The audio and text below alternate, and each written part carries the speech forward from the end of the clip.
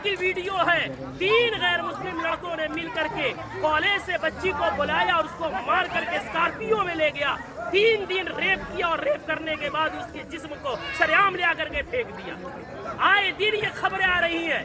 मैं पूछना चाहता हूँ, इसके पीछे के जिम्मेदार मुआशरे के हमारे और आप जैसे बेगैरत लोग नहीं है जो शादियों में, नाच गानों में, पैसों में आग लगा रहे और आग लगा करके शादियों को इतना मुश्किल बना दिया कि वक्त में शादियां नहीं हो रही है, जिसकी वजह से हमारी बेटियां, जज्बात उनमें भी है, जज्बात की रो में बह करके एजुकेशन वाली बच्चियां गैरों के गोद में खेल नहीं रही है, बल्कि टिश्यू पेपर बना करके उन्हें इस्तेमाल करके गली कूचों में फेंक नहीं दिया जा रहा है, बल्कि उनके चेहरे उड़ाए जा रहे हैं। इतने अदब एहतराम के साथ बार बार इसरार करने के बाद झुक करके, बाप कह करके, भाई कह करके, ईमान का हवाला देकर, इस्लाम का हवाला देकर, पूरी सोसाइटी के आदो पैमान का हवाला देकर के कहा गया, लेकिन फिर क्यों नहीं माने?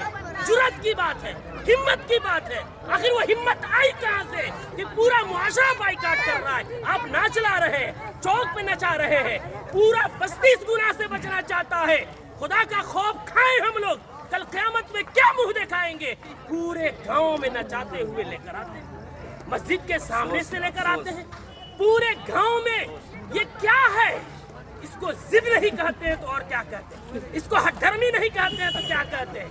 कौन है वो मौलवी, कौन है वो आलिम दीन जिसने कुरान और हदीस पढ़ा है और इतनी सख्ती से मना करने के बाद उस मजलिस में, उस शादी में नाच गाना हो और वो निकाह पढ़ाए, उसका कुरान और हदीस इजाजत देता है? मैं तो एहतराम करता हूँ कि इन्होंने पहले ही जो हमसे मोहब्बत और शफकत के साथ इकरार किया है। कौन है ऐसा जो जिस मजलिस में नाच हो रहा हो, जिस स्टेज में वेशियों का धंधा चल रहा हो, जिस स्टेज में खड़ा हो करके बहनों के पाँव में घुंघरू बांधा जा रहा हो, उनके सरों से दुपट्टे खींचे जा रहे हो, जिस निकाह जो इबादत है उस इबादत के अंदर मुआशरे के लंगे और लुफंगे और लवंडे औरतों के पीछे तालियां बजा रहे हो, वो निकाह में किस मौलवी का इल्म इजाजत देगा निकाह पढ़ाने का?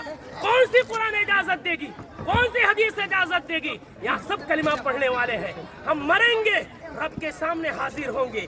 दुनिया की बात छोड़े, हमें ये खौफ क्यों नहीं आता कि निकाह एक इबादत है, नमाज भी इबादत है। नमाज में अगर कोई गाना बजाए, नमाज का मजाक है। निकाह में कोई गाना बजाए, वो निकाह का मजाक नहीं तो क्या है?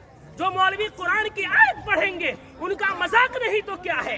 हदीस पढ़ेंगे, उनको पैरों की ठोकरों में रखना नहीं है तो क्या है?